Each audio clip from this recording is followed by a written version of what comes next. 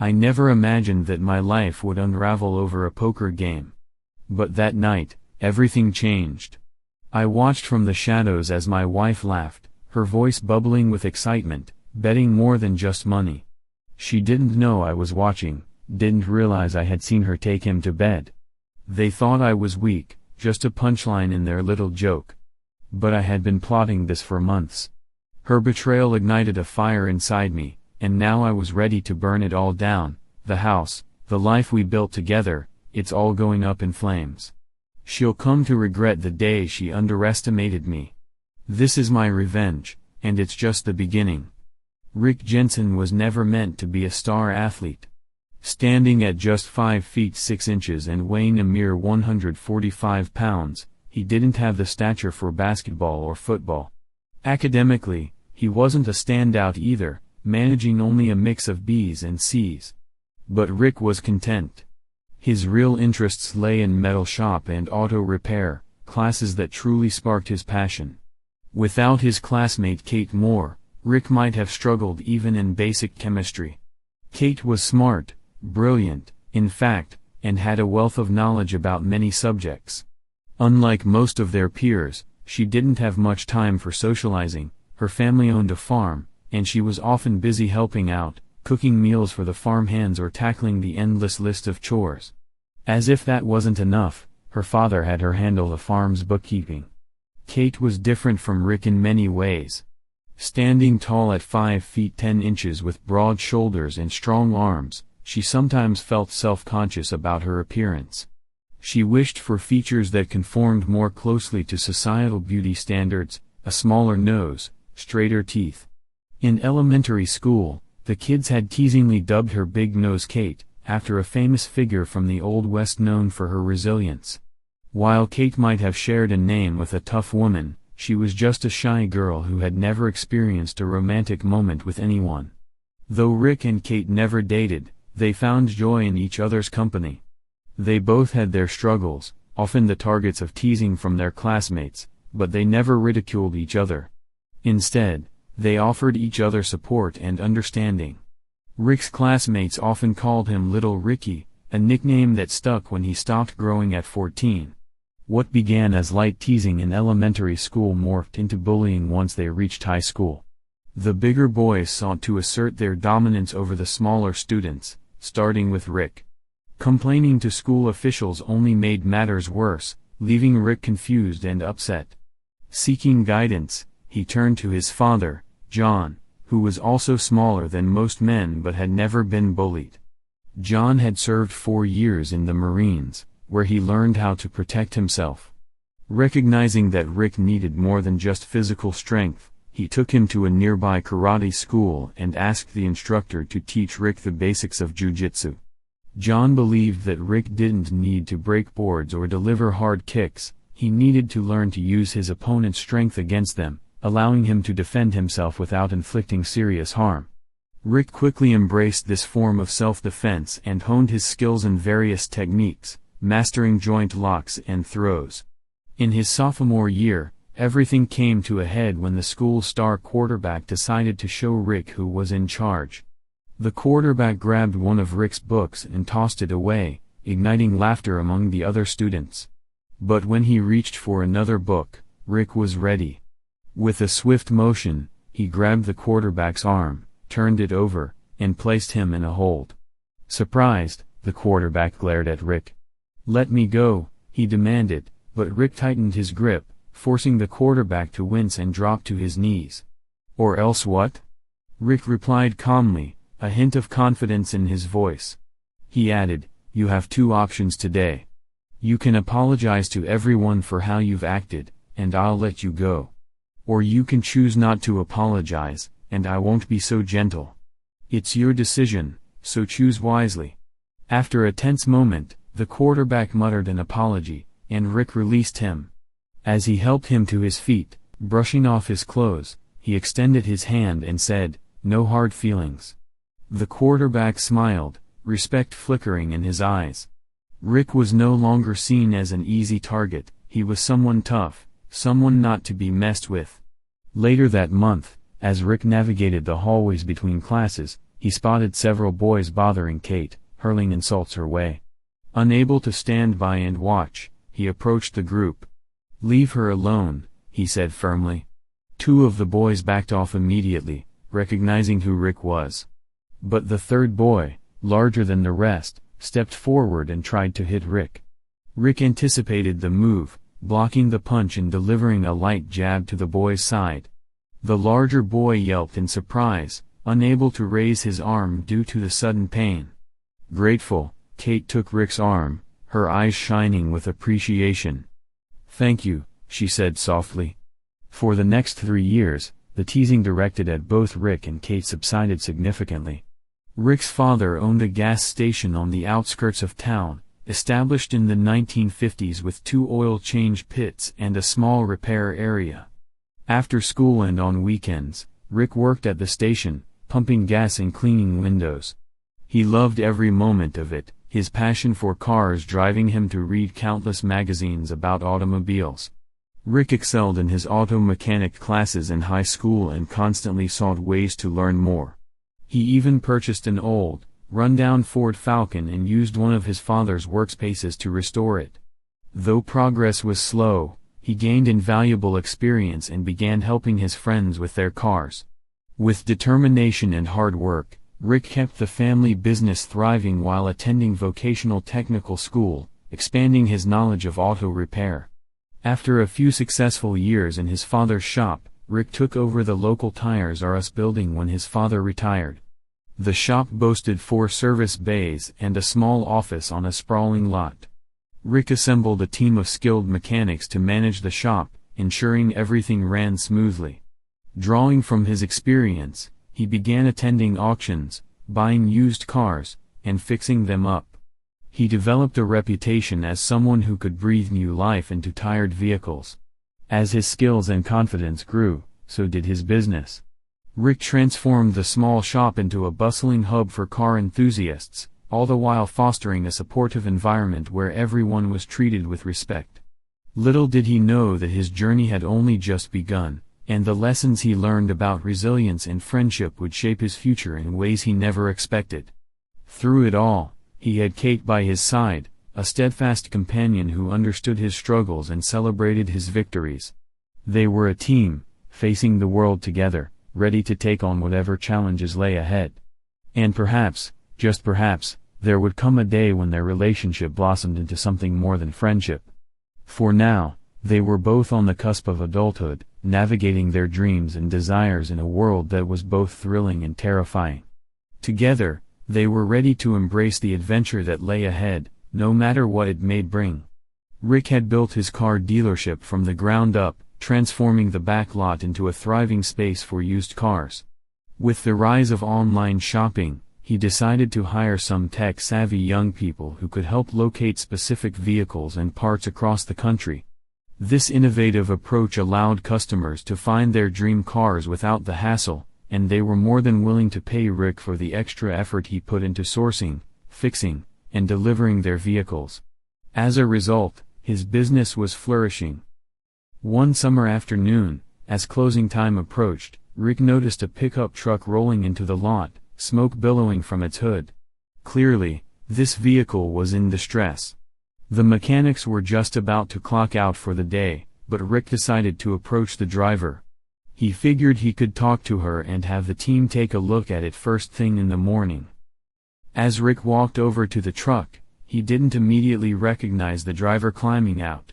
But when he looked up, he was greeted by a familiar face, his high school classmate, Kate. She smiled as he approached. "Kate. It's great to see you," he exclaimed, a mix of joy and surprise on his face. "I wish it were under better circumstances," she replied, a hint of worry in her voice. "My dad's pickup is acting up, and it really needs your expertise. Can you help us out?" "Of course, Kate.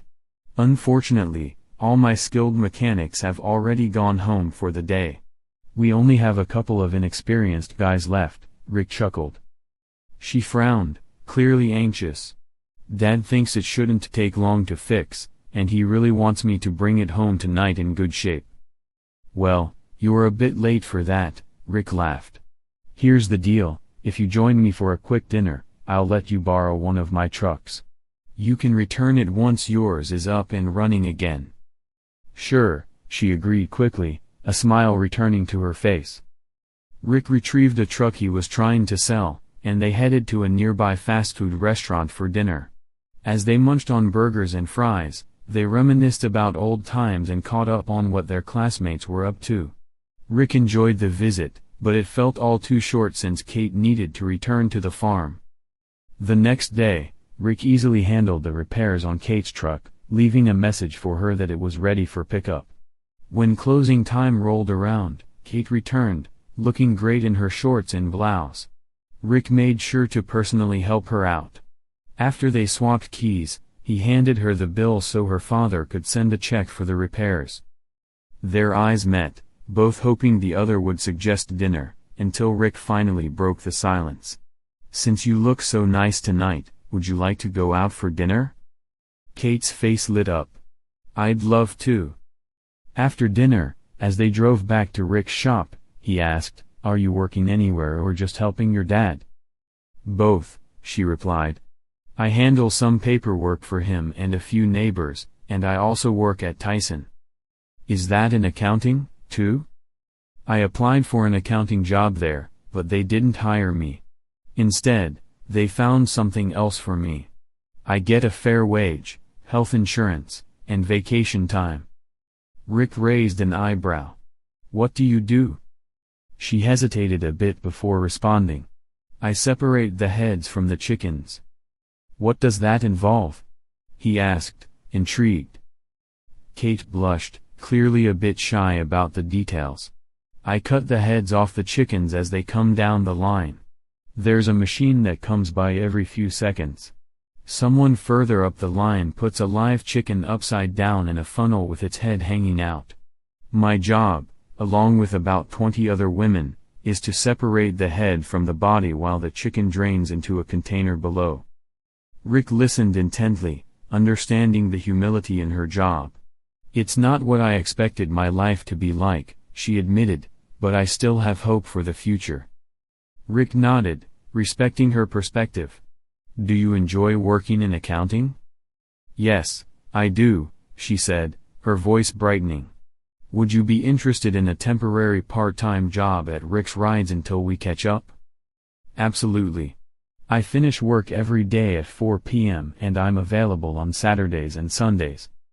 "Great," Rick replied. "Come by when you can and plan to stay until about 6 or 6:30 p.m., 5 days a week. I'll pay you $10 per hour, and you can have any meal you want after work." Kate's smile grew even wider. "That sounds perfect." The new arrangement worked wonders for both of them. Rick had been worried about falling behind on his accounting, but with Kate's help, everything became accurate and up to date. This freed him up to focus on what he loved most, fixing and trading cars. As they spent more time together, Rick admired Kate's strong work ethic. She didn't shy away from working weekends to catch up or finish important tasks. Their relationship blossomed into something more than just boss and accountant. They grew closer, sharing laughter and light-hearted banter that filled the office with warmth. One day, Rick worked up the nerve to ask, "Would you like to go to St. Louis for the weekend?" To his delight, she happily agreed, though she needed to speak to her parents first. While her parents were initially hesitant about the trip, they appreciated Rick and were glad that Kate had a serious boyfriend. They planned to visit the Gateway Arch and spend a day at the famous St. Louis Zoo. However, their plans took a turn when they found themselves spending more time in their motel room than sightseeing. In those intimate moments, both Rick and Kate were new to being close in this way, and the air was charged with excitement and anticipation. Rick remembered his father's advice, "Focus on her, not yourself." He wanted to ensure that Kate felt comfortable and cherished. Kate had a sense of what might happen, but she was unsure of the details. She felt a wave of nerves, not because she was shy, but because she lacked confidence in her appearance. Despite her insecurities, she was eager for this experience to be memorable. To help them relax, Rick mixed up some drinks, and soon their laughter echoed in the small room, easing the tension. They gradually inched closer together, sharing soft glances and tender moments. Rick was overjoyed to see Kate respond to his thoughtful gestures, and as they embraced the newfound closeness, they found a beautiful rhythm together, enjoying every second of their time shared. As Rick and Kate explored their newfound closeness, they discovered what made each other feel valued.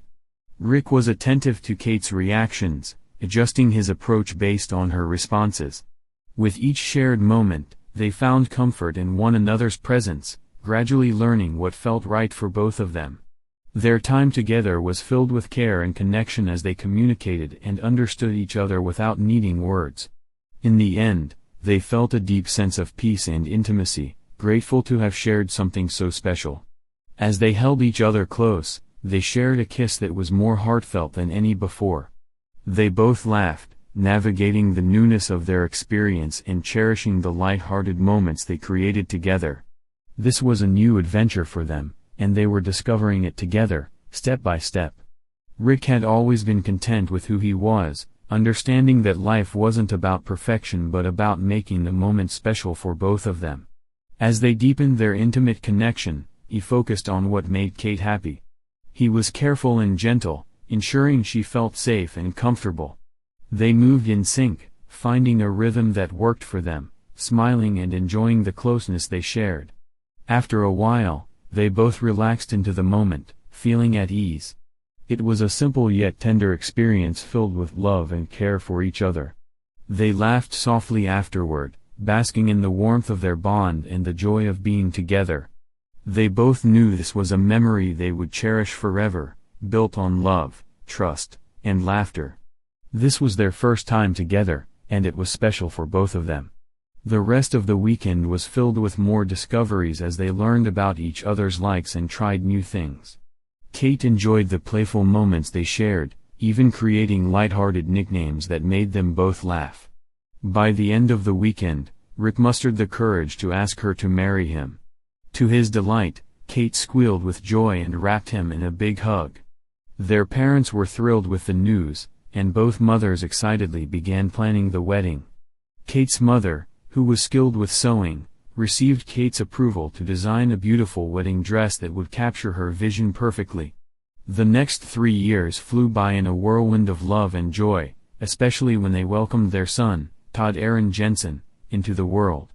Rick's business thrived, and he earned a reputation as a fair and trustworthy owner. Kate helped out in the office whenever things got busy, but she always sensed a bit of insecurity about her appearance. Observing her discomfort, Rick arranged for her to get braces and some adjustments made to her nose.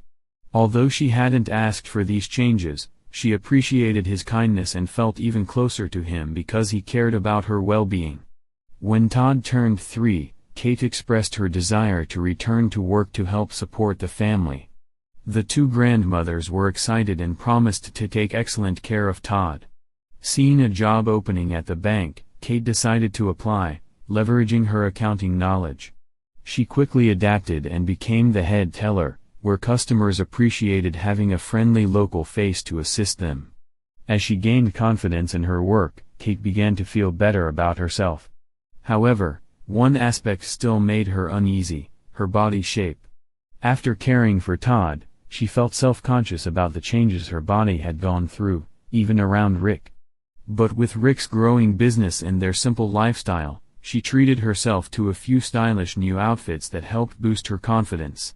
When they went out for dinner and dancing, people noticed the fashionable woman at Rick's side. Kate's new look drew attention, and when other men asked to dance with her, she cheerfully replied, "Thank you, but I only dance with my wonderful husband." A few years later, Kate received an offer for the executive secretary position at the bank. The bank president, Charlie Handel, admired her dedication and commitment to excelling for both the bank and its customers. In this new role, Kate truly thrived. She gained confidence, expanded her knowledge of banking, and built a strong working relationship with Charlie. The girl from the farm had transformed into a successful professional woman. With her paycheck, Kate invested in fashionable, high-quality clothes, becoming a role model for many clients and staff. She relished the compliments she received from salesmen and customers when they visited the office.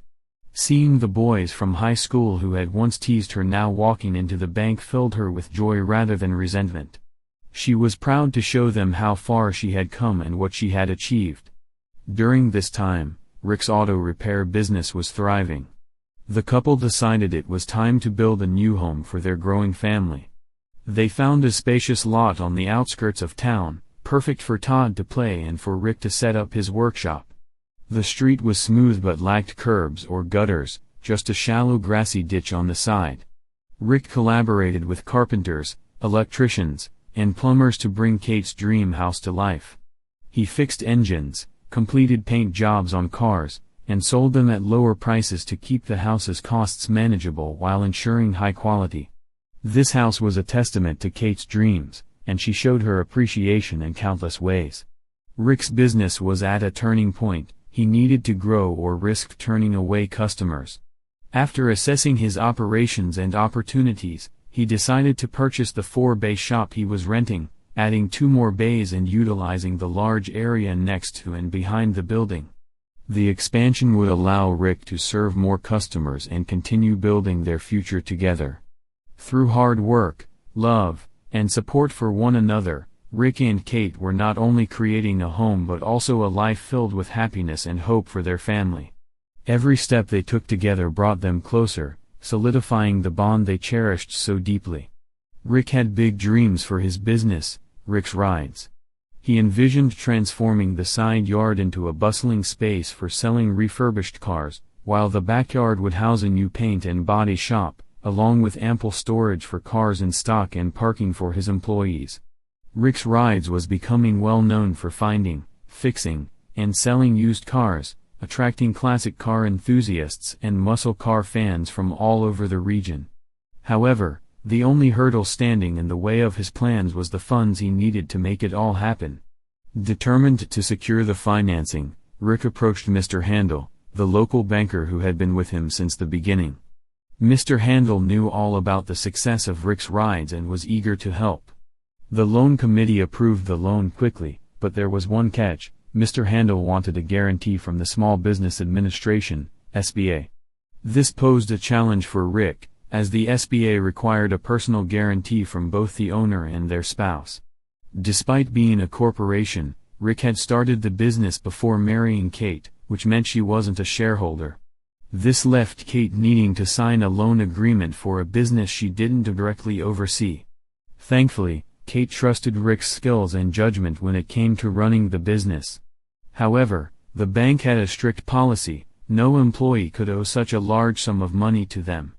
Mr. Handel saw Kate as Rick's most valuable employee and wanted to protect her interests. In an effort to facilitate the loan, Mr. Handel proposed a deal. Kate would have to relinquish any claim she had on Rick's Rides. In return, Rick would agree not to sell any of his interests in the business without the bank's permission. Reluctantly, they agreed to the terms, understanding that it was a necessary step for the growth of the business. With the changes to the business, sales surged beyond Rick's expectations. But as demand increased, so did the need for help. That's when he discovered Bob Smith, an experienced sales manager who had worked at several used car lots and was now seeking new opportunities. Bob and his wife, Mary, had just moved to town after Mary landed a teaching job at the local high school. As for Rick and Kate's son, Todd, he was transitioning into junior high.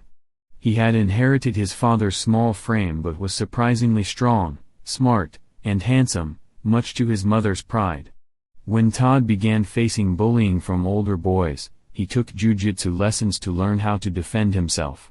He also grew to be a skilled wrestler, and Rick made it a point to attend almost all of Todd's matches. They practiced wrestling moves together at home, which sometimes worried Kate. She joked about getting a referee's whistle to maintain peace during their roughhousing. Todd excelled in wrestling, reaching the state finals in both his junior and senior years, even winning his weight class in his final year. Although he didn't want to wrestle in college, he earned an academic scholarship to the state university, making his parents proud. Meanwhile, Bob quickly proved to be an exceptional sales manager, allowing Rick to step back and focus on expanding his business. He began exploring opportunities with classic car clubs and muscle car enthusiasts. People from all over sought him out to find their dream cars, and he offered to help them customize and perfect their purchases. However, success came with its own set of challenges. As Bob excelled in his role, he and Mary built a new house, one that was significantly more expensive than Rick's modest place. Bob was banking on great sales for the next 30 years to pay off their loan. When sales slowed, Bob grew irritable and began pushing his team harder. In contrast, Rick believed in a different approach. He encouraged his sales staff to focus on genuinely helping customers find the cars they wanted, rather than forcing a sale on them. This method built strong loyalty among customers. But as time passed, the differences in their management styles led to friction between Rick and Bob. Their disagreements were never loud but created an undercurrent of tension in the office. Around the same time, Rick noticed that Kate was growing increasingly frustrated with him. Small annoyances, like where he put the ketchup in the fridge, seemed to escalate into bigger issues. She no longer gently touched his shoulder as she passed him at the dinner table. If he was working in the den at bedtime, Kate used to come in to say good night and I love you, but now she simply turned off the TV and went to bed quietly. The playful moments they used to share were fading. When Kate made jokes about him, it began to sting. He reminded her how much she had disliked being teased in high school, and that he didn't enjoy it either. She laughed it off, saying, "I didn't mean to upset you." At dinner, she often talked about customers she encountered at the bank, describing them in ways that made Rick uncomfortable. Instead of saying they were nice or polite, she used words like strong or charming. Rick had helped Kate improve her appearance by paying for some enhancements and buying her new clothes. Now, she looked stunning, and he couldn't shake the feeling that she might believe she could find someone better than him, the husband who sold used cars. When they were together, her soft more felt like a stark contrast to the enthusiastic yes she used to exclaim. Despite their husbands being so different, Kate and Mary became fast friends, and the two couples often enjoyed each other's company. With Todd now in college, Kate began to explore new ways to spend her evenings. She and Mary frequently went out for drinks, and Rick couldn't help but notice that when Kate returned home, she always had one more button undone on her shirt compared to when she left. One night, she came home at midnight, and Rick, feeling a mix of concern and jealousy, asked, "How many people did you dance with tonight?" "Oh, about a dozen guys," she replied with a nonchalant smile. "I danced with half of them more than once." "Why do you want to know?" "You were probably the most attractive woman at that club. How many of those guys would want to be close to you if they had the chance?" He shot back, trying to mask his unease. As she got ready for bed, she shrugged playfully and said, "All of them would love to notice me. I am a real catch." "I know you're a catch, but as your husband, I want you to be a catch only for me," Rick said, trying to keep his voice steady. She smiled and playfully touched his arm, but the connection felt strained. As their relationship became more complicated, Rick wondered how they could navigate the choppy waters ahead. Would their love survive this storm, or was it already too late? As Kate playfully tossed her hair over her shoulder, a mischievous grin danced across her face. "Are you feeling a little jealous? That's sweet. I just enjoy the attention from those who used to notice me." "Don't worry, you're the only one I've ever been with so far," she teased, glancing back at Rick as she headed toward the shower. Rick's heart sank at her words. A familiar unease gripped him, and he felt a gnawing discomfort in the pit of his stomach. The playful banter had a way of disguising deeper truths, and as much as he wanted to trust her, doubts crept into his mind. It was then he made a decision: he would hire a private investigator to keep an eye on Kate when she went out with her friend Mary. The investigator's report didn't bring the relief he had hoped for. The two friends went exactly where they said they would, but things started to unravel when Rick learned that men approached them, buying drinks and flirting on the dance floor. He watched from a distance as men slid their hands onto Kate's back. Unlike many married women, she didn't push them away immediately. Instead, she smiled sweetly and let the moment linger just a bit too long before gently redirecting their hands to a more appropriate place. Mary seemed to revel in the attention, basking in the glow of their charm. Rick couldn't shake the unsettling feeling that something more was simmering beneath the surface. He remembered Kate mentioning that Mary's divorce stemmed from infidelity, though Mary claimed it was due to her ex-husband's strict views. The investigator reported that one man frequently walked Kate to her car, sharing a brief hug before parting ways, but Rick clung to the hope that nothing inappropriate had occurred. Months passed, and Kate organized another girls' night out, inviting Mary and Bob to join her. This time, Bob danced with both women, while Kate's dance partners maintained their hands on her back throughout the night.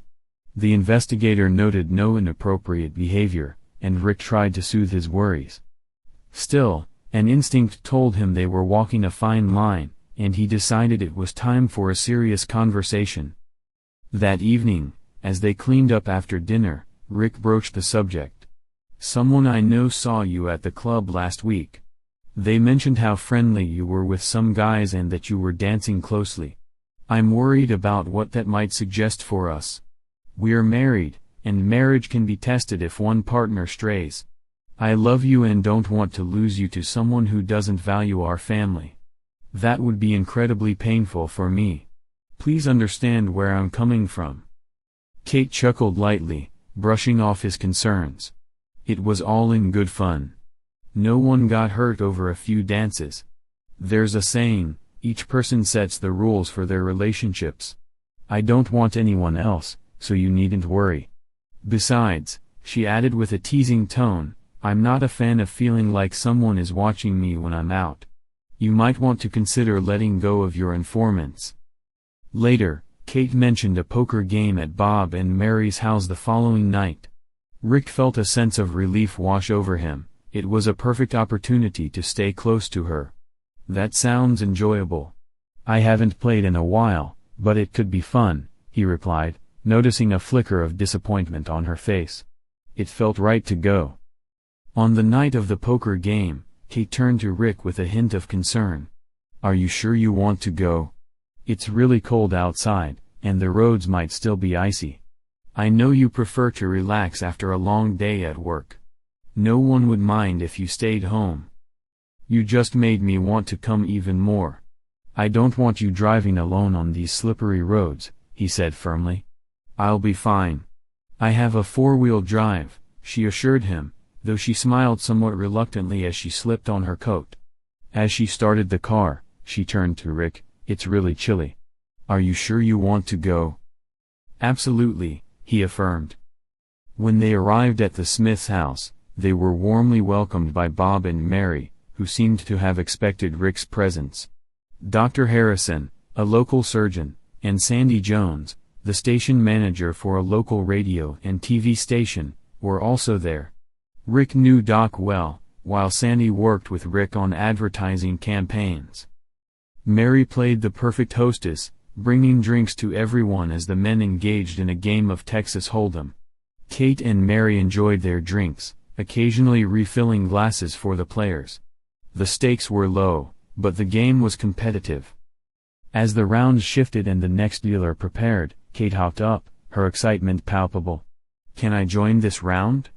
I'm not that great, but I'm fun, she said, her eyes sparkling with enthusiasm. The other men laughed and welcomed her, while Rick sighed quietly. He was glad he had come to keep an eye on Kate, especially since she had been drinking quite a bit. Before long, Kate lost most of her money. It seemed this would be her last round, but her luck took a turn. She drew 3 aces and a king of diamonds, with another ace showing on the table. Laughter bubbled from her lips as she thought, no one else could have such a good hand. But Sandy, feeling competitive, kept raising her bets until Kate was out of funds. You're just trying to win by throwing your money around, Kate exclaimed, frustration etched on her face. Rick felt the tension in the air. He jumped in, I can help you out with some chips. But the other guys quickly objected. No way. You should play with what you have, no lending chips. In a fit of jest, Kate said, "Well, I'll make my bet in a different way since I have no money left." The other guys perked up, intrigued. "I'm all in," they declared, but Rick was not amused. "Whoa, this is not happening. No deals like that with my wife during this game or any other." "Kate, you can't just say that. Are you drunk or just being silly? Let's finish this hand like normal, or we're leaving right now." "If that's my bet, then that's my bet. It's not up to you to decide for me, so just let us finish," Kate shot back defiantly. "Please don't do this, Kate.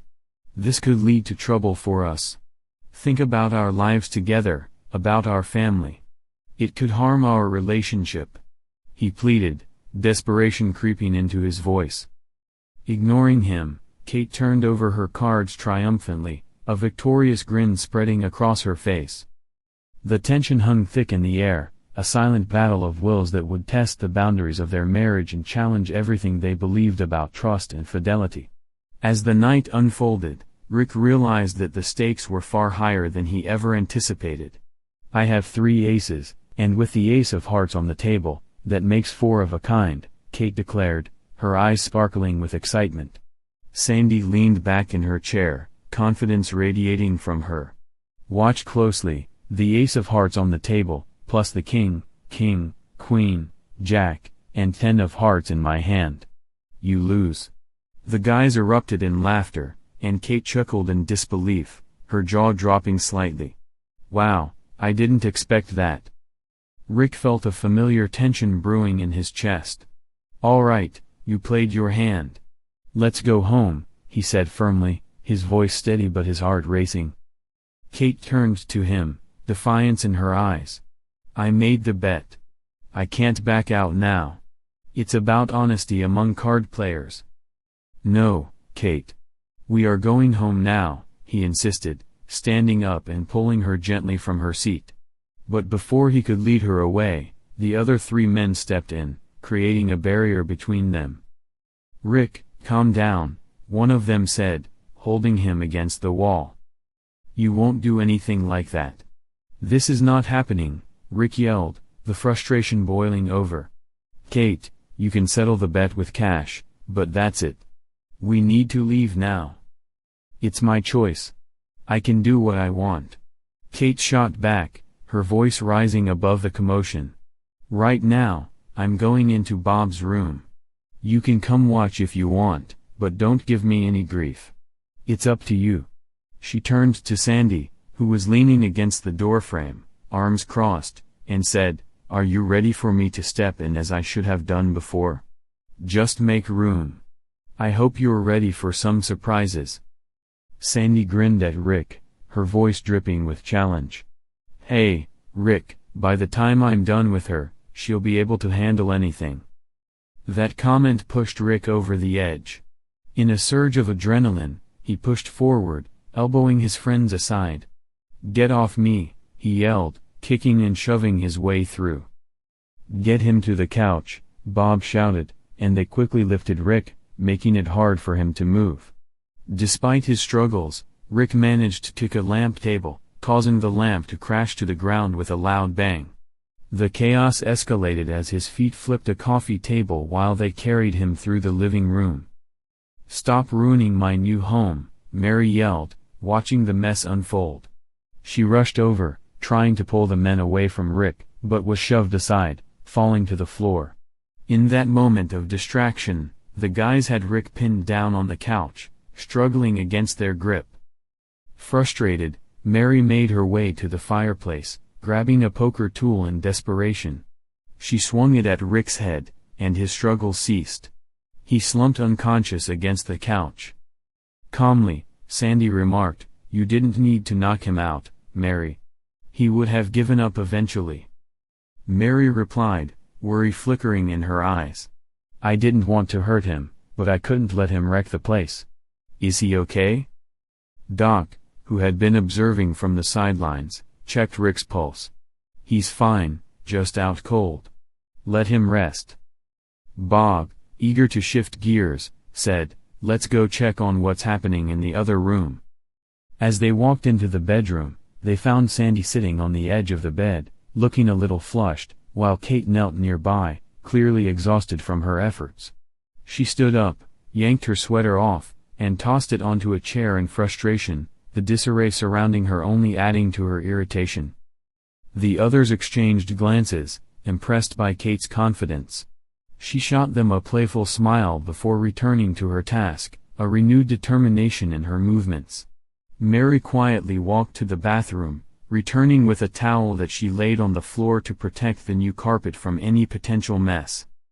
Minutes ticked by, and finally, Sandy reacted, fatigue evident in her posture. Kate wiped her face, her composed demeanor radiating confidence as she tidied up. Meanwhile, Rick began to regain consciousness, feeling disoriented.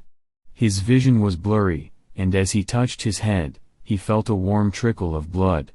Confused but resolute, he tried to get up, but stumbled, falling back onto the carpet, still weak from the blow.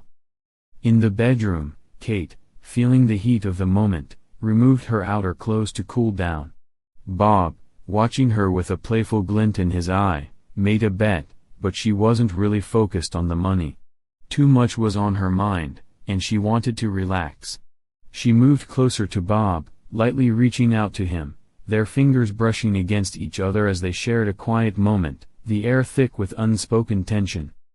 The room filled with an anticipation that hovered like a storm cloud, and as the atmosphere began to ease, Kate gently touched Bob's legs, moving carefully, hoping to make the moment special. Bob's reaction showed he was completely caught up in the intensity of it all. Rick, still weak but determined, managed to pull himself to his feet, leaning on the couch and then the wall for support. Laughter echoed from the other room, and while relief washed over him that Kate didn't sound distressed, his heart sank at what the sound suggested. Slowly, he took out his phone and started recording, pushing the bedroom door open. Inside, he found Bob wiping his face, the group around the bed sharing laughter. Kate made a remark comparing her current experience to what she was used to, which only elicited more laughter from the group. Rick could hardly believe what he was witnessing. The scene was overwhelming, and it became painfully clear that things had gone too far. His head throbbed, a constant reminder of the blow he had taken. He couldn't turn away from what was happening in front of him. If he stepped into that room, he would have to confront the discomfort surrounding his wife, and the reality of their crumbling marriage.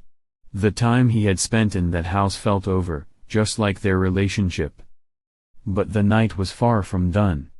Slowly, he made his way to the front door, pausing just long enough to grab Kate's purse, where he knew her car keys lay hidden.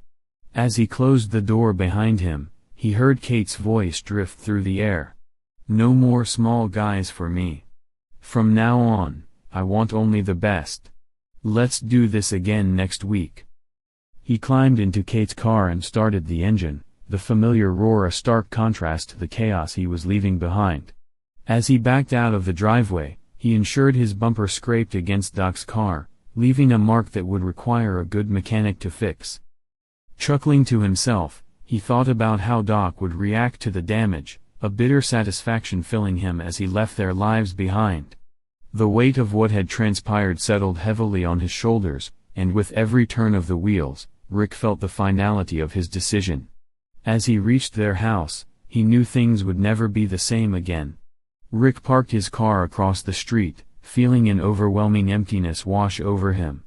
As he took the house key from Kate's keychain, he emptied the contents of her purse onto the passenger seat. He rifled through the items, pulling out their shared credit and debit cards, tossing aside everything else with a sense of purpose. He made his way toward the house, his heart racing, and hurled Kate's new purse into the icy ditch beside the driveway. The mix of slush and mud covered the ground, the temperature hovering stubbornly at 32 degrees, causing the snow to melt just enough to create a chilling mess. Once inside, he unplugged the garage door opener and entered the house, dialing 911. He told the dispatcher that he'd been hurt and needed help.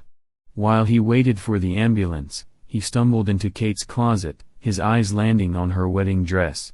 With desperation, he tore off a piece and pressed it against his bleeding wound, hoping it would help stop the flow of blood. Once the bleeding slowed, he took the wedding dress outside and tossed it onto the driveway, the stark white fabric stark against the muddy ground. Meanwhile, Officer Murphy was driving his girlfriend Sarah around on that cold, snowy Thursday night when their radio crackled to life. They received a call to check on Rick's house due to a possible disturbance. Inside the house, Kate had just finished a long, tiring shift and felt restless. She placed her hand under her clothes, uncomfortable and restless, and decided she needed to use the bathroom. Mary, another friend at the party, went to grab some drinks for the next round. As she entered the living room, her voice rang out, "Oh no! That man!" Her panic-filled shout cut through the air like a knife. Kate's trip to the bathroom was abruptly put on hold as she rushed toward Mary, her heart racing. What she saw made her stomach drop. A pool of blood had pooled on the floor, with bloody handprints smeared across the white couch. "Oh no, is that Rick's blood?" she gasped, scanning the room in disbelief. Her eyes followed the trail of crimson leading to the bedroom. She spotted more blood on the carpet and followed the footprints, realizing Rick must have crawled his way before standing up. Kate's heart pounded as the footprints led directly to her feet and stopped at the bedroom door. Someone had hurt Rick badly. When he woke up, he'd managed to make it to the door and witnessed the horrific scene. As she stared at the blood on the floor, a wave of dread washed over her. "Oh my God, what have you done to my husband? Where are my clothes? I need to get to Rick.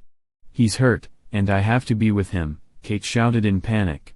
She searched frantically and found her skirt and sweater but couldn't locate the rest of her clothes. With urgency coursing through her, she dashed for the front door, her heart sinking when she noticed her car was gone. Sobbing, she cried out, "I need someone to take me home. Please, I need to go right now." The three guys, who had been hanging out and having a good time, hesitated to dress and venture into the freezing night. They exchanged worried glances, trying to gauge the situation. Sensing her desperation, Doc stepped up. "I'll take you home," he said, trying to reassure her. "I think I need to help Rick stay calm. It's just friends having a good time, but things got a little out of hand.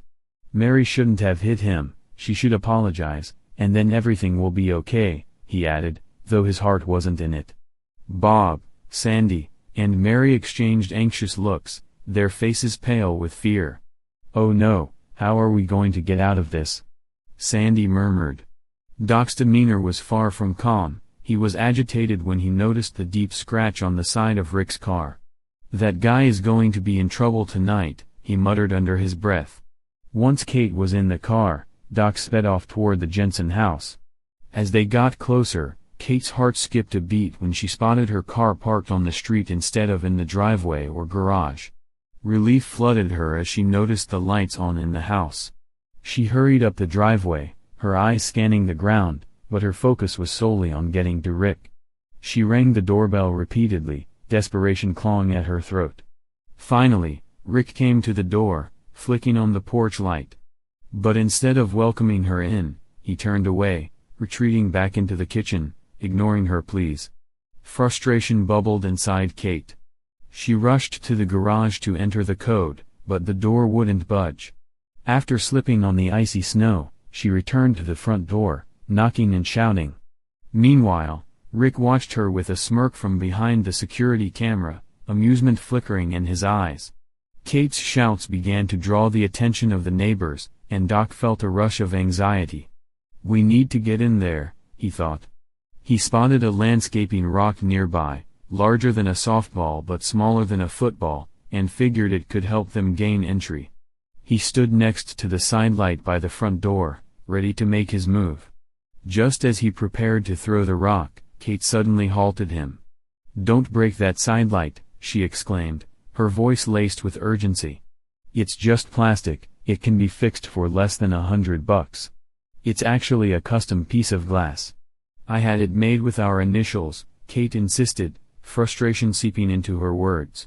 Ignoring her, Doc moved closer to the sidelight, gripping the rock tightly. But in a moment of distraction, the flashing red and blue lights of a police car turned into the driveway. Startled, Doc accidentally smashed the glass, slicing his wrist deeply.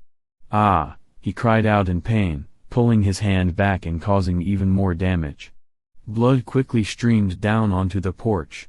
Just then, Sarah, Officer Murphy's girlfriend, sprang into action, grabbing her medical kit and rushing over to help him.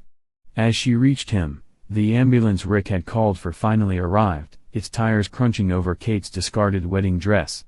Two male paramedics quickly got to work, lifting Doc into the ambulance and applying pressure to his wound. Meanwhile, Officer Murphy and Sarah walked up to the front door and rang the bell, hoping to get inside. When Rick saw them, he opened the door, and it was the first time Kate had seen him up close. She gasped at the sight of his blood-stained clothes, her heart breaking. Without thinking, she rushed towards him, tears streaming down her cheeks, but Rick gently motioned for her to step back, his face a mask of cold indifference. He quickly shut the door, leaving Kate outside in a whirlwind of confusion and despair, her cries echoing in the night air. Rick glanced anxiously at Kate, his heart racing. She had lost a bet, and he was desperate to prevent her from following through with it. He could sense that the evening's festivities, fueled by her drinking, could take a turn for the worse. He wrestled with her, trying to guide her toward the car. It was a struggle. She was giggling one moment and then getting belligerent the next. Just as he thought he had her settled, everything spiraled out of control. Doc and Bob had brought him to the couch, hoping to keep the situation calm, but in the chaos, Rick felt a sharp pain at the back of his head. He turned, half expecting it to be Mary, who was caught up in the fray. The adrenaline was pumping, and it was hard to think straight. After gathering himself, Rick relayed everything to the police, giving them the address for Bob and Mary's home, hoping it would help clarify the situation. Outside, the emergency crew prepared to transport Doc to the hospital. They placed Rick in the ambulance, leaving Kate behind, her eyes wide with confusion. The tension between the Jensens was palpable as the officers began to piece together the night's events. Alone, Kate felt a wave of dread wash over her. She couldn't even get into her house. In a moment of clarity, she decided to drive to the hospital instead. Once inside her car, she noticed her purse was upturned, its contents strewn across the floor. Her keys were still in the ignition, a small blessing amid the chaos. As the ambulance pulled away, another patrol car rolled up, a man and woman inside. Officer Murphy briefed the new arrivals on what Rick had told him, prompting them to head over to Bob and Mary's for questioning. When the officers knocked on Bob's door, they were met with the sound of Mary's frustrated voice. "I should have dealt with that situation when I had the chance. Look what's happened to my couch and carpet, Bob. You didn't help at all, you were only thinking about yourself." Bob shot back, anger simmering beneath the surface. "That guy was tough to handle. I thought he might swing at me. It wasn't easy to control him." The door swung open, revealing a disoriented Bob. Inside, Mary knelt on the floor, scrubbing furiously at a large stain, a blanket draped across her shoulders. She glanced at Bob, muttering expletives under her breath as she tried to cover up the evidence of their chaotic evening. The trail of clues left behind mirrored Rick's account, from the couch to the floor, leading to the bedroom door. A fireplace tool lay ominously near the couch, evidence of the struggle that had taken place. After reading Bob and Mary their rights, the officers began to question them. Mary, caught off guard by the sudden police presence, fumbled for words. "I was just cleaning up. It's not what it looks like," she protested, her voice rising in panic. Seeing her distress, the police sergeant decided to arrest her for serious misconduct. "You can't arrest anyone here," Bob shouted, stepping forward in a protective frenzy. As he intervened, chaos erupted. Bob's attempt to shield Mary resulted in a scuffle, and in the commotion, he caused one of the female officers to stumble. The sergeant quickly pulled out his taser, and with a quick zap, Bob went down, crashing to the floor. Meanwhile, Rick's ride to the hospital was a whirlwind of anxiety. He sat just a few feet away from Doc, the man who had been with his wife hours before. Every sound Doc made filled Rick with a bubbling anger that threatened to overflow. Just as he felt the urge to lash out, he unbuckled his seatbelt and lunged forward, but an EMT stopped him just in time. "Don't do that again," the EMT warned, his voice low but firm. Doc cried out in discomfort, prompting the driver to ask what was happening. The EMT quickly reassured him, "Our patient isn't enjoying the ride. Please try to avoid any bumps." Turning back to Rick, the EMT leaned in, whispering, "Keep this between us. I've got your back. Everything is fine, understand?" Rick nodded, though the urge for revenge still simmered beneath the surface. When the ambulance arrived at the emergency room, the atmosphere buzzed with urgency. A crowd of about 20 people awaited assistance as the EMTs wheeled Doc's stretcher through the chaos. Rick stood off to the side, feeling like a ghost in the bustling scene. One of the EMTs guiding him motioned, "Follow me." They made their way to the registration desk. Sitting down, Rick noticed a nurse and the EMT sharing a brief, meaningful look, one that spoke volumes in the whirlwind of the hospital. A friendly nurse named Cindy approached him. "Please, sit here. I'll take care of you," she said with a warm smile. "You've already met my husband, Pete." As she guided him to the check-in area, Rick found himself relaxing slightly. When asked about his next of kin, he replied, "My father, John." He shook his head at questions about marital status and visitors. Cindy led him into a treatment room where another nurse entered but remained silent, focused on her tasks. "We need to shave the hair around your wound to prepare for stitches," the nurse explained. "I can do that," Cindy interjected. The nurse looked at her with mild surprise but nodded, stepping back. As Cindy buzzed the hair away, Rick couldn't help but ask, "So, do you work in the ER?" "No, I'm upstairs in surgery," she replied. "Why are you being so nice to me?" Rick asked, curious. Cindy smiled, her eyes sparkling with recognition. "Do you remember me? You sold me an SUV a few months ago when we were getting ready for the baby." Rick chuckled, recalling the sale.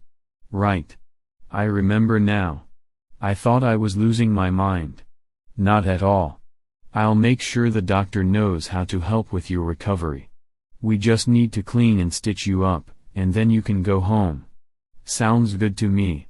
By the way, does your little boy still play with that toy car I gave him?" "Yes, he plays with it every day. He's almost worn it out. I'll send him a toy truck when I get back to the office."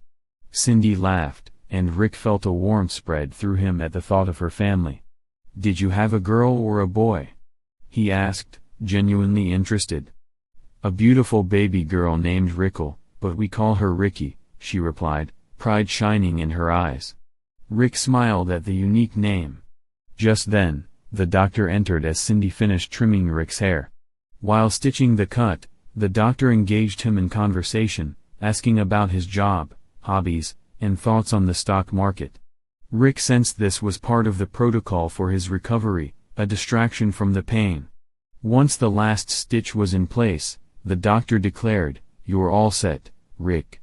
Just take it easy for a while, and you'll be back on your feet in no time." Rick lay in the hospital bed, the sterile scent of antiseptic filling his senses as he stared up at the bland ceiling tiles. He should stay overnight, the doctor had said, needing fluids after losing some blood. They weren't particularly worried about the cut or concussion, they just wanted to ensure he was properly hydrated. Cindy, his wife, had ushered him into a private room, her brow furrowed with concern. The nurse connected him to N4 and handed him a pill to help him sleep amidst the persistent clamor of the hospital. As the steady drip of fluids filled his veins, Cindy placed her hand gently on his shoulder, a comforting gesture that spoke volumes. "I'll check on you tomorrow," she assured him softly. Rick appreciated the warmth of her presence, a small comfort in the sea of uncertainty swirling in his mind. By 2 a.m., the fourth had done its job, but sleep eluded him. Too much had happened that evening, and he struggled to piece it all together. All he wanted was to be home, away from the noise and chaos of the hospital. With a sigh, He swung his legs over the side of the bed and stood up, the cool floor sending a shiver up his spine. He opened the door, hoping to find a nurse, but instead caught sight of Kate slumped in a chair in the waiting room across the hall. She had fallen asleep, her head resting against the wall, looking vulnerable and weary. For a fleeting moment, Rick felt a pang of affection. She had stayed close, checking on him despite everything that had happened. Then reality hit him. She was here because he had pushed her away, sending her to her friends when she needed him most. A wave of sadness washed over him as he approached her. "Hey, Kate," he said softly, shaking her gently. "Why don't you go get some rest? Your friends didn't hurt me." She jolted awake, eyes wide with concern. "Rick. I was so worried about you." But he stepped back, holding up a hand to stop her. "I think you should keep your distance for a while. I need to sort out what's happening with our marriage." Kate's expression shifted from worry to confusion as she began to speak, but he raised his hand again, cutting her off. "Not now." Feeling the weight of the night pressing down on him, Rick turned and walked to the hospital entrance, pulling out his phone to call for a ride. As he was dialing, he spotted Pete driving by in their SUV. Pete slowed down and called out, "Need a lift?" Rick shook his head, not wanting to trouble anyone. "I'm just calling for a ride, so I'm okay. Thanks anyway." But Pete had other ideas. He parked the SUV and got out, approaching Rick with a determined look on his face. "Come on, get in. I need to talk to you." As they drove away from the hospital, Rick felt the tension in the air. Pete cleared his throat. "I want to explain why I didn't say anything about what happened with Dr. Harrison.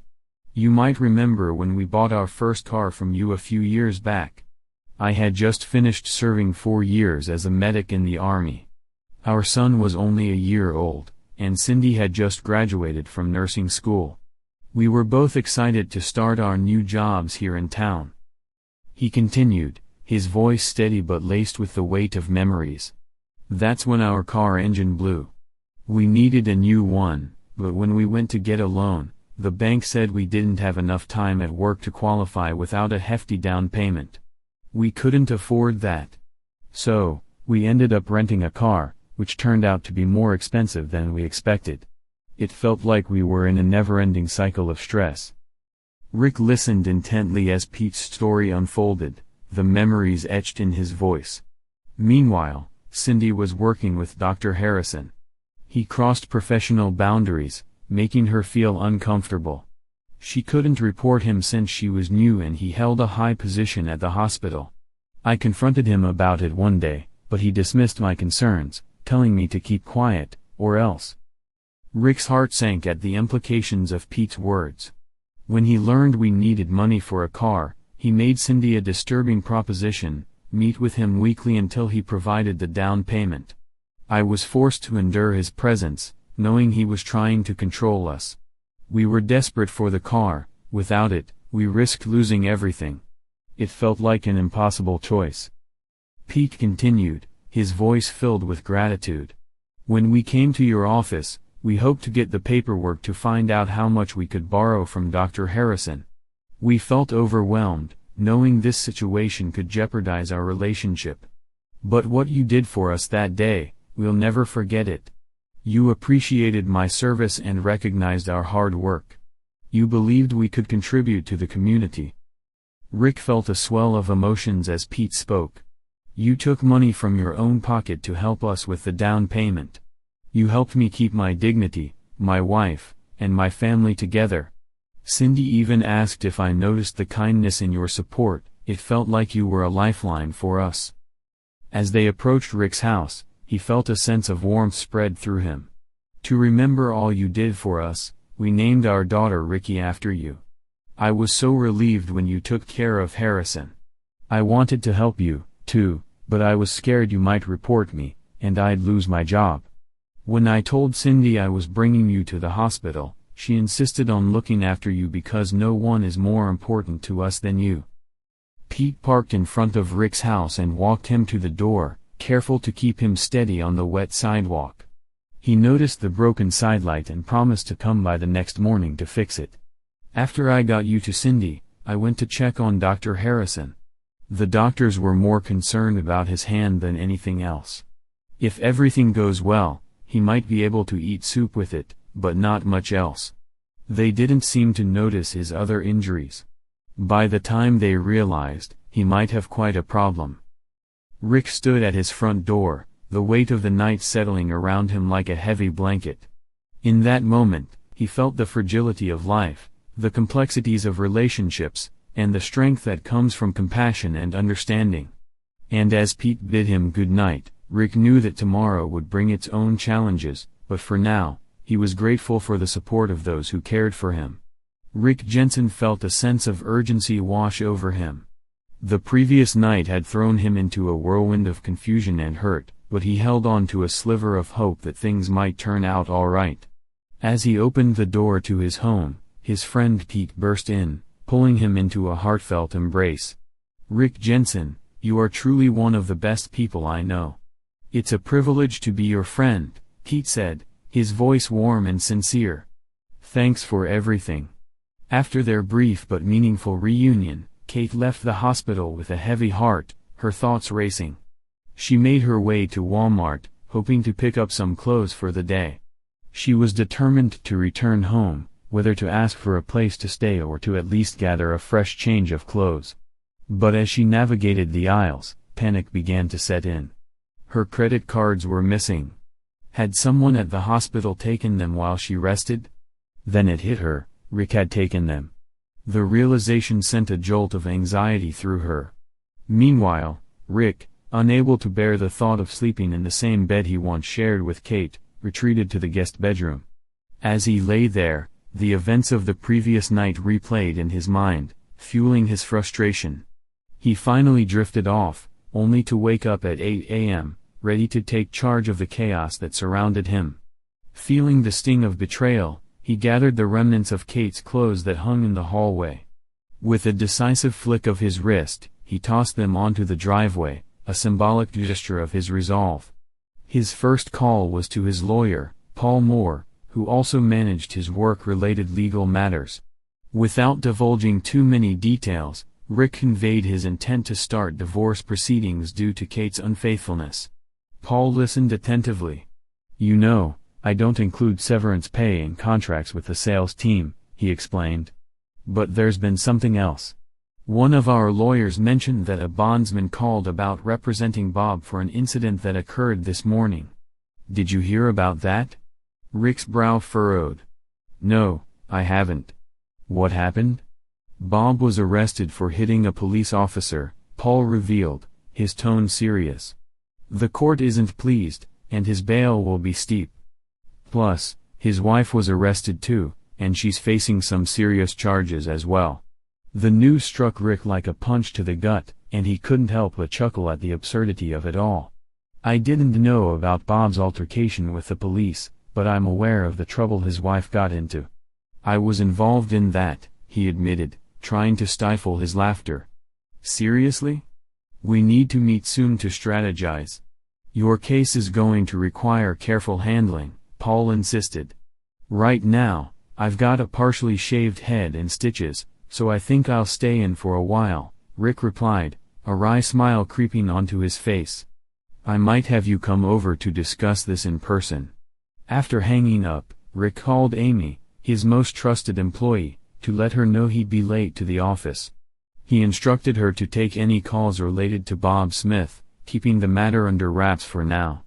On his way, he stopped by the bank to close any shared accounts with Kate. He used his portion of the funds to open a personal account, naming his son Todd as an additional owner. He also wrote a check to Kate for her share and sent it to his lawyer, along with a current bank statement. "Think you can outmaneuver me, Kate?" he thought bitterly. "You'll see how wrong you are." Typically, Rick would enter his office through the front door, greeting his staff and catching up on the latest developments. Today, however, he chose the back door, often used as a fire escape, opting for discretion. Once inside, he sent Amy an email asking her to join him. Adjusting his hat to conceal the bandages on his head, he waited. When Amy entered, she noticed the change in Rick's demeanor. "What's going on today? Why the back door?" she asked, her curiosity piqued. Rick trusted her completely, so he gave her a brief overview of the tumultuous night, carefully omitting sensitive details. "We need to halt all advertising with Consolidated Communications immediately. If they've paid in advance, we can leave the funds in their account, but any TV or radio commercials must cease today," he instructed, his voice firm. Amy nodded, sensing the tension in the air. "Understood. I'll take care of it." Next, Rick tasked her with drafting a company-wide email announcing Bob Smith's termination. "His things will be packed up after work today," he added, glancing at her for confirmation. "Any calls for Bob's job references?" Rick inquired. "Yes, here's his number," Amy replied, handing over a piece of paper. Rick took note of the number, recognizing it belonged to a local bail bondsman. Taking a deep breath, he smiled to himself as he dialed the number, knowing Bob was likely trying to arrange his release. "Do you employ Bob Smith at Rick's rides?" Carl, the bondsman, answered tersely. "Bob doesn't work here anymore," Rick replied. "Thank you for your time," Carl said before hanging up, leaving Rick to ponder the implications. Just then, Sandy called, likely to discuss the advertising situation.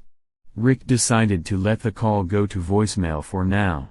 With the email finalized and sent out under his name, he felt a small sense of accomplishment. The message stated he would be available to answer questions in person after business hours that evening. As the day wound down, Pete was finishing up some work at Rick's place when Kate's car pulled up, blocking his truck. She rolled down the window and called out, "Is Rick home?"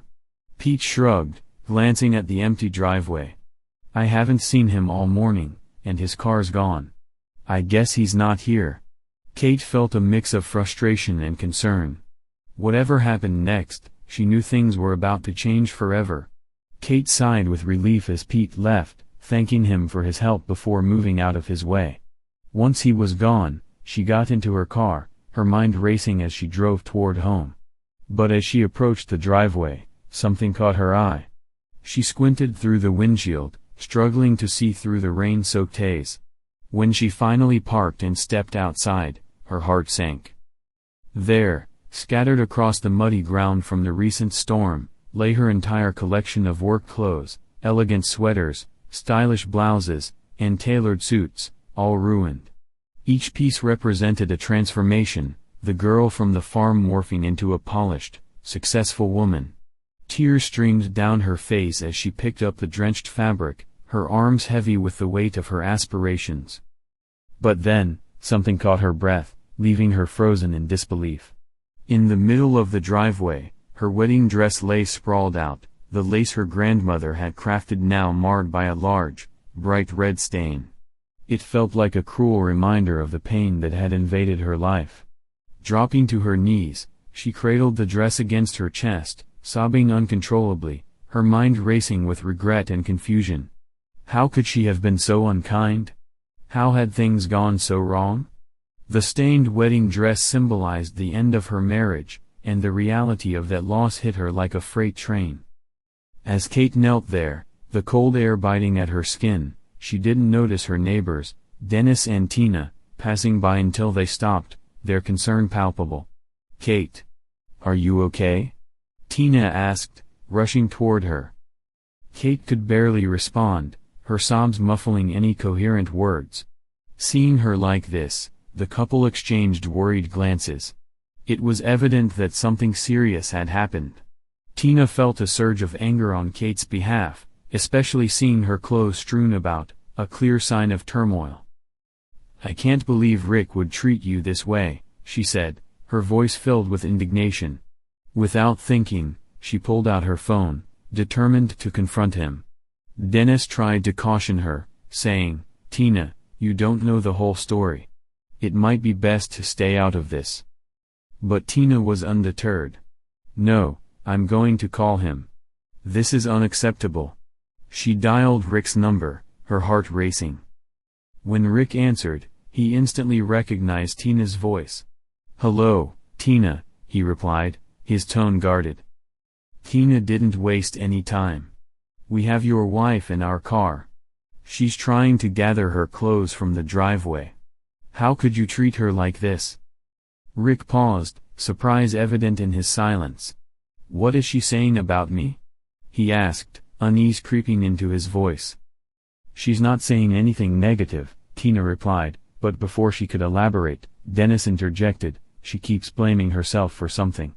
She hasn't explained it, but it's clear she feels responsible." "Then you should ask Kate what's going on before accusing me," Rick said coldly. "Goodbye." He hung up before they could respond. Dennis shot Tina a look that clearly said he had warned her to stay out of it. When they returned to Kate, they offered to take her to their house, but she shook her head vehemently. "No. I need to fix the mess I made." She stepped out of their car, determination in her eyes as she continued gathering her wet clothes. Dennis and Tina helped her collect everything, loading the ruined clothes into their car to take them to their garage for cleaning later. As they worked, Tina noticed something in the ditch next to their car.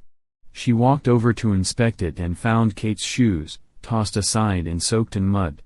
A wave of sadness washed over her. She knew how devastated Kate would be to see her cherished shoes in such a state. "Dennis, let's grab those for her," Tina said, her heart aching for Kate. "She doesn't need to see them like this." Kate was still clutching her stained wedding dress, her mind swirling with thoughts of her crumbling marriage. She wondered if she could ever recover from the heartache or find a way to clean that dress and make it whole again. Meanwhile, at Rick's place, he returned home, exhaustion settling in. He noticed the mess outside, evidence of Kate's frantic effort to reclaim her clothes from the driveway, and hoped that busy Tina had enjoyed the task of picking up the muddy garments. After flopping onto the couch, Rick's phone rang. It was Sandy. "Hey there, Rick," she said cheerfully. "I hope you're feeling better. I'm sorry about what happened with Mary last night. I know she'll apologize when we see each other." Rick replied, "She has to get out of jail first." "Jail? That seems a bit extreme," Sandy said, surprised. "Bob will help her get released quickly, right?"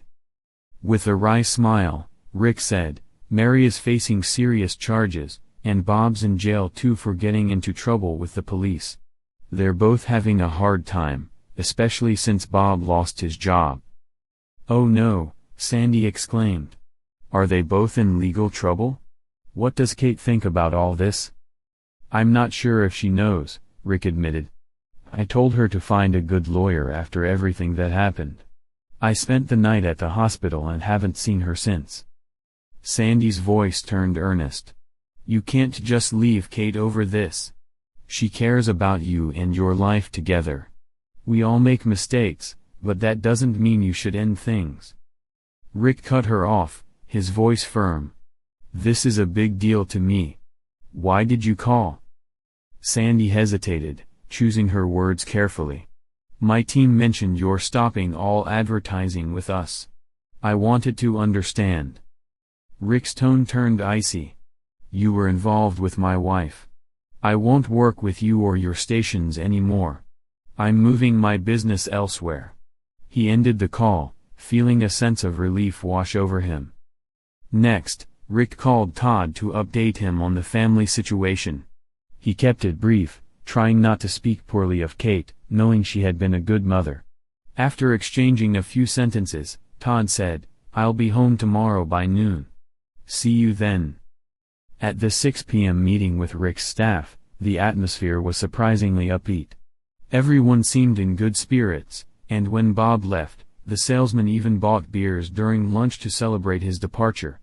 Their concern was more about Rick's injury, which he downplayed as just an accident. "There will be a lot of talk about what happened last night at Bob's place," he said, trying to steer the conversation. "But one thing I know for sure is that Kate and I are getting a divorce." The mood shifted, everyone in the room liked Kate, and a few exchanged concerned glances. No one asked why they were splitting up, respecting the unspoken tension in the air. After sorting through laundry, dry cleaning, and things to throw away, Kate finally made a decision. She couldn't let the stains and the mess define her. She would clean up this chaos, not just outside but inside her heart. She'd find a way to reclaim her life, no matter how hard it might be. As she drove by her house on the way to the cleaners, a wave of despair washed over Kate. This was the home she had dreamed of, the place where she envisioned growing old, hosting family gatherings, and enjoying laughter with her future grandchildren. Now, all of that seemed to be slipping through her fingers like sand. Oh no, this can't be real. Please let this be a bad dream, she thought desperately. Every detail of the house had been meticulously chosen by her, from the cabinet knobs to the light fixtures. But now, soon it wouldn't even be hers anymore. Tears streamed down her face as memories flooded her mind, making it hard to see the road ahead. In her emotional haze, she nearly drove into a ditch, the very same place where her expensive shoes had been ruined the night before. Swallowing her anguish, she turned the car around, hoping against hope that Rick would be home. But when she arrived, the house was dark and silent, a stark reminder of how alone she felt. Without a key and unable to access the garage, it seemed as if Rick was deliberately shutting her out. Panic rising, she attempted to call Mary to explain what had happened at the hospital, but there was no answer. It felt as if her entire support system was crumbling away. Then she called Sandy. "Hello, Kate. How are you today?" He answered cheerfully, but his tone quickly shifted when she explained, "Rick has locked me out of the house, and I can't reach him. Mary is missing, and I don't know what to do." With a serious tone, Sandy replied, "I have more troubling news. Mary has been arrested for a serious issue and is in jail.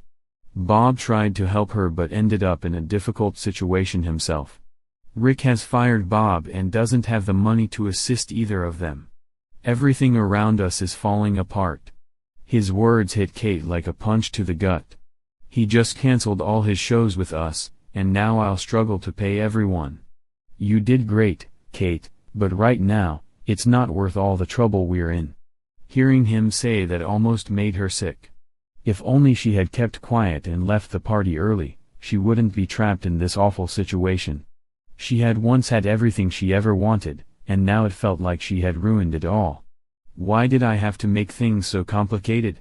she berated herself. Saturday dawned, and Rick spent the morning methodically clearing out anything related to Kate from the house. He packed her clothes into trash bags, shoving them into the garage as if trying to erase her from his life entirely. Every item that even vaguely reminded him of her was boxed up and hidden away. In a final, cruel gesture, he sent Kate a text with the garage code, 1134, giving her a deadline to collect her belongings. If she didn't pick them up by Wednesday night, he warned, he would toss everything out for the trash trucks on Thursday morning. "Don't reach out to me just yet," he added. "It's still too painful." Rick felt a sense of relief as Todd, his son, was scheduled to come over before noon. They planned to grab lunch and discuss their next steps. As Todd arrived, they enjoyed double cheeseburgers, their laughter temporarily easing the tension that hung thick in the air. After their meal, they moved to Rick's office, where Rick could avoid the emotional turmoil of watching Kate drive by. Rick updated Todd on the turmoil surrounding Kate and how it had impacted their lives. He struggled to explain everything that had happened that night, pausing several times to collect himself as memories threatened to overwhelm him.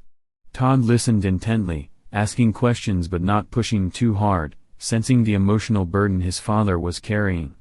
"Do you think any of your classmates' parents were involved?" Todd asked tentatively. Rick shook his head. "None that I recognized, just a few faces in the crowd." Having Todd at home provided Rick with a much-needed distraction. They shared more than just updates, they cherished their time together, discussing their feelings about the rupture and their family dynamics. After a long conversation, Rick asked Todd to reach out to Kate. "She's feeling very sad, and I think she needs a family member by her side right now," he said. Todd nodded, promising to call her once he returned to college. On his drive back, Todd passed a bar and grill called Malls, a nostalgic spot where he and his high school friends would hang out after a tough week. He considered stopping for a drink, thinking it might help him unwind. As he stepped inside, he spotted a group near the bar, one of whom was Sandy, a familiar face from television. Though Todd had never met him, he recognized him instantly. Keeping his head down, Todd walked past the group and stood at the end of the bar, trying not to draw attention to himself while eavesdropping on their conversation. He quickly felt a surge of anger when he overheard Sandy making comments about relationships. "I find that some married women want to feel young and free again. They often feel just as stuck as their husbands do, so they look for someone else to help them forget," Sandy remarked, his tone dripping with insincerity. Todd's fists clenched, but he held back his rage, waiting for a better moment to confront Sandy. That moment came sooner than expected when Sandy stood up and said, "I'll be right back," causing a stir in the restroom. Todd took a deep breath and made his move, following Sandy into the restroom. As Sandy entered, he carelessly laughed to himself, unaware of Todd's presence. Todd took a moment to assess the situation and noticed the restroom was empty. When Sandy stepped out of the stall, he looked in the mirror to check himself out, but he didn't see Todd lurking beside him. Before Sandy could react, Todd's fist connected hard with Sandy's jaw, knocking him back. "Ugh," Sandy gasped, clutching his throat, barely able to utter more than a pained groan. Todd quickly glanced at the door, ensuring they were still alone, then shoved Sandy against the wall. In a swift motion, he reached into Sandy's coat pocket and snatched his wallet before heading for the door, slipping the wallet into his own pocket. With his hat pulled low over his head, he exited without making eye contact with anyone in the bar. The place was packed that night, and Todd had parked his car on the street instead of the lot. Once outside, he discarded Sandy's wallet and kept the cash for himself before driving back to school. He stopped by the student union, donating Sandy's cash to a fund for abused women, feeling a strange mix of guilt and satisfaction. On Monday, Rick had a meeting with his lawyer, Paul Moore, to discuss starting the divorce process and outlining the settlement plan. The house was a shared asset, and they agreed it could be sold with the proceeds split evenly. Kate had relinquished her rights to Rick's music royalties many years ago, so she had no claim to that income. However, Rick would need to pay her a portion of his salary as support due to his small business administration, leaving him feeling the weight of uncertainty for the future ahead. Rick stared blankly at his computer screen, feeling the weight of his situation pressing down on him. The bank had mandated that he take a smaller salary until most of the loan was paid off. At first, he thought it was a setback, but as the months went by, he realized it had its advantages. If his salary had been based on the company's profits, it would have been significantly higher, and with the bank's restrictions on bonuses, he found himself relieved that he wasn't getting paid more during such turbulent times. He planned to list Todd, his college student son, as a dependent on his taxes, which would provide some much-needed financial relief. Thankfully, Kate would still be covered under the bank's health insurance, a small mercy amid the chaos. Paul leaned back in his chair, looking thoughtfully at Rick. "Do you really want to start the divorce now, or should we wait until things calm down a bit?" He paused, knowing how much this decision weighed on his friend. "Given what I know about you, I'd suggest waiting at least 60 days before doing anything drastic. You're my friend, so please, take your time and think carefully about this." "Thanks for the advice, Paul," Rick replied, running a hand through his hair. "I really don't know what to do. I've never been in a situation like this before, and I don't want to mess it up. Let's go over everything before deciding." He pulled out his phone and texted Kate, letting her know that he wasn't going to file for divorce right away. His emotions were still too tangled. Kate appreciated his consideration but recognized it as classic Rick, always analyzing, always weighing the options. A month later, they found themselves sitting in a marriage counseling session recommended by their lawyers. As they settled into the chairs, the tension in the room was palpable. "I want us to stay together in the house we built," Kate said hesitantly, her voice barely above a whisper. "I want to share our lives because I care about you." Rick looked at her, a mixture of sadness and longing in his eyes. That house doesn't feel the same anymore, he replied. Every memory, good or bad, clashes in my mind. It's like there's a constant tug-of-war between the past and the present. He took a deep breath, then held up his phone. Do you want me to show her why I'm struggling to reconcile? Should I let her hear what you said about me that night? I'll play it unless you explain why I feel this way. Tears welled up in Kate's eyes as she recalled the painful moments. I said things that are hard to forgive. No husband should have to endure what I put you through. I don't deserve reconciliation after what happened. You've been through so much because of me. Please, just help us move forward without revisiting the past. With that, she bolted from the room, sobbing uncontrollably. The counselor exchanged a knowing glance with Rick, understanding the depths of their pain. Meanwhile, in another part of the hospital, Dr. Harrison was grappling with his own battles. The medical staff managed to save his hand, but its functionality was compromised. The lower body injury he sustained turned out to be far more severe than anyone had anticipated. Because it wasn't treated in time, the damage affected the surrounding tissues essential for normal bodily functions. Every time he needed to empty his bladder, he had to rely on a catheter, which caused him immense discomfort. His cries echoed through the halls, but some nurses felt little sympathy for him. News of Dr. Harrison's injury reached his wife, and she swiftly filed for divorce. With his career in decline, she saw no reason to stay. Some speculated that she had been aware of his behavior for years, remaining in the marriage only for financial security. Meanwhile, Sandy faced serious injuries of her own that required surgery.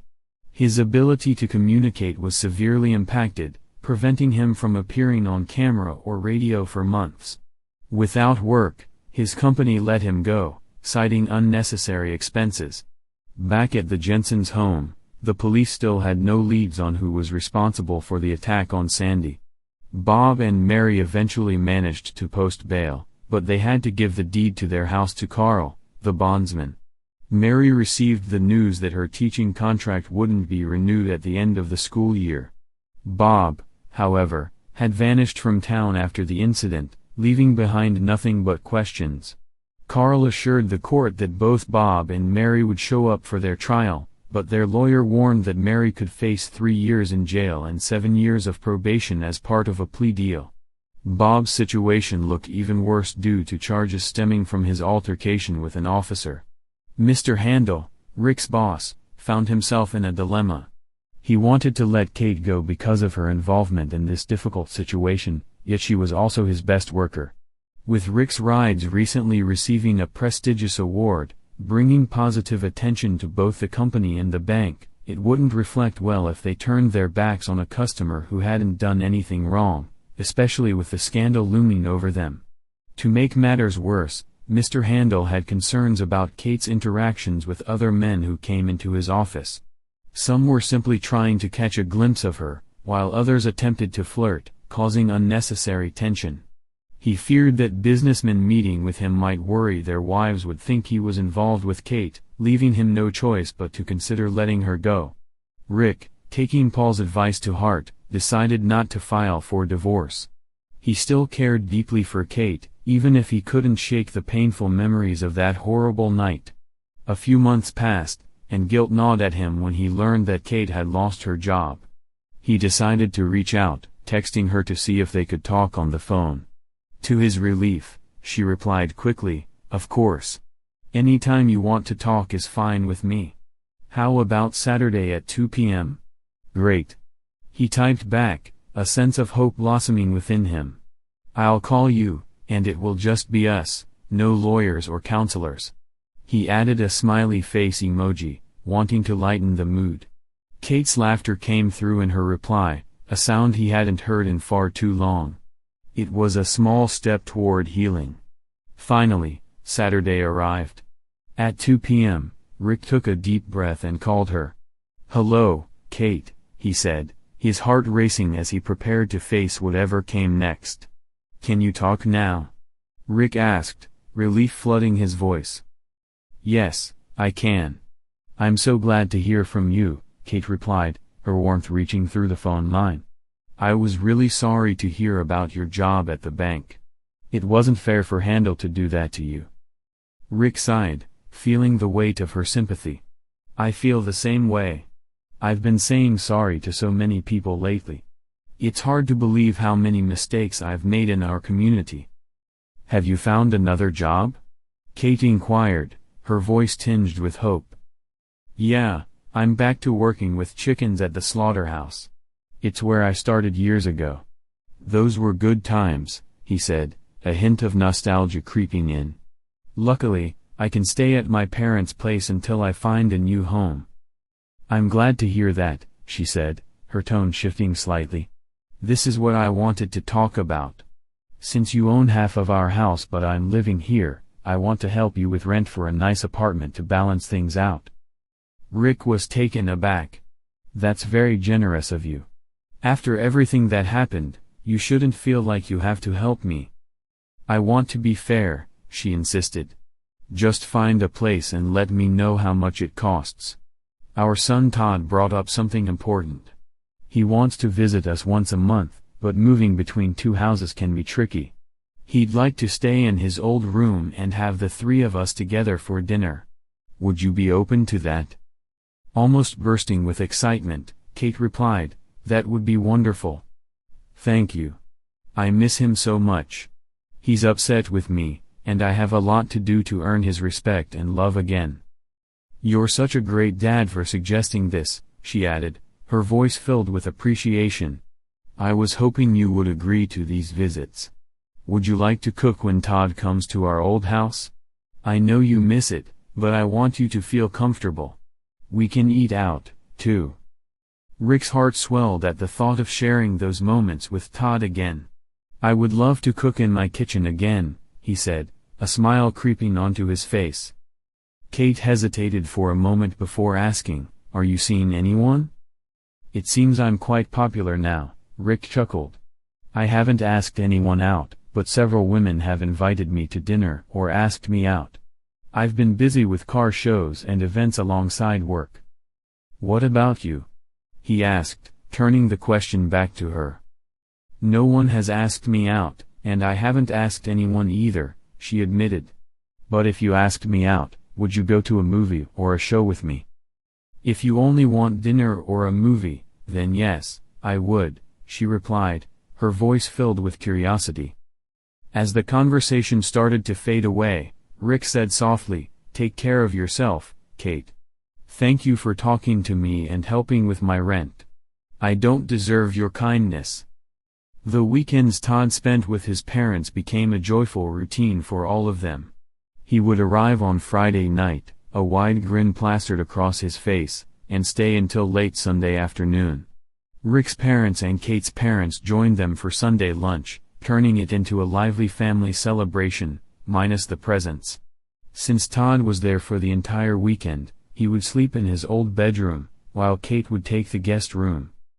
After everyone else had drifted off to sleep, Kate would quietly walk down the hallway toward the master bedroom, her heart racing with anticipation.